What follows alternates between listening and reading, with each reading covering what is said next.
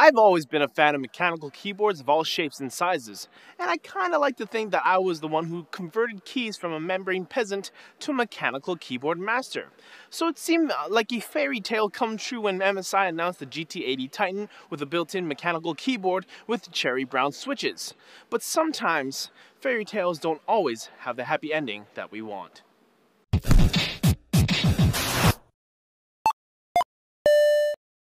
Record and stream at 1080p and 60 FPS with AverMedia's XtremeCap U3.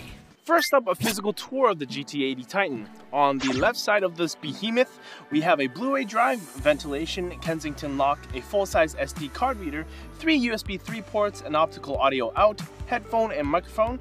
On the right-hand side, we have 2 more USB 3 ports for a total of 5 USB 3 ports and some more ventilation. And on the back, we have 2 mini display ports, 1 HDMI port, a 4-pin power jack, and killer NIC Ethernet port. Next, the specs for the GT80 Titan. The gaming beast has an Intel Core i7-4720HQ, 16 gigs of RAM, upgradable to 32 gigs, 4 128 gig M.2 SSDs in Super RAID 3, along with a 1 TB 7200 RPM hard drive, and finally, 2 GTX 980Ms in SLI. Damn! Most of these components are accessible through the top access panel.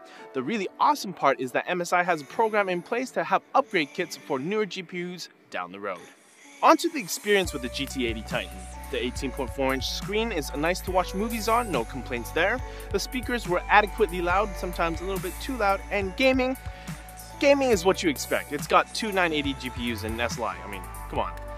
Keys and I didn't run into any problems. If you did run into any problems GPU-wise, well, what can I say? You're doing it wrong. Jokes aside, we ran some games all on the highest possible settings, so on Ultra. Here are those numbers for Battlefield 4, Far Cry 4, Crysis 3, and we threw in some 3D Mark results for gigs. Now, the keyboard is what really makes the gaming experience on the GT80 Titan comparable to that of the desktop. I can't say how many times I've played around with certain gaming laptops and have ended up plugging in a mechanical keyboard just so that I wouldn't have to use the included chiclet keys.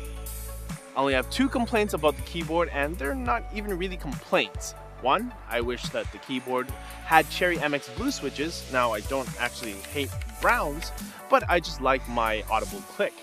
And 2, again, it's not really a complaint, but my own opinion, but the keyboard backlight, well, in my opinion, is too bright on the lowest setting, which bothered me gaming in the dark. Otherwise, MSI has done a great job once again teaming up with SteelSeries to produce a backlit keyboard on a laptop. So far so good in our gaming fairy tale, but here comes the plot twists. Battery life. What can I say? Average. Light use of the GT80 netted us just under 4 hours with emails, movies, and music with a comfortable brightness setting. Gaming, however, netted us roughly 95 minutes with Battlefield 4 at ultra settings. You might as well just leave the power plugged in if you plan to game for more than 2 hours. And then the wicked stepmother shows her ugly face, and her name is portability. Let's be real here. None of us were expecting the Titan to be a featherweight. I mean, the name is Titan, for crying out loud, and this means if you're the type of person who brings their gaming laptop to LAN parties, maybe you should have your chiropractor on speed dial. The notebook itself weighs under 10 pounds, and the power brick, well, it's a brick. I mean, it's been a while since I've seen a power brick this big and heavy. It's a good thing MSI will include a backpack in the retail packaging, because good luck finding a third-party bag for all of this. So to wrap up this fairy tale of highs and lows, here are my final thoughts. You can definitely classify the Titan as a portable desktop replacement. The keyboard in combination with the hardware specs makes it a clear contender for that. But having said that, it's really hard to justify paying over $3,500 Canadian for it. And that's for this model. The model with the faster CPU and extra RAM is just over $4,000. Not to hate on MSI, but what's stopping the average gamer from buying a different gaming laptop and buying a mechanical keyboard and having some cash left over for a whole lot of Mountain Dew and Doritos? Not a whole lot, but if you try and think of the Titan as a long-term investment, then you're really getting your money's worth.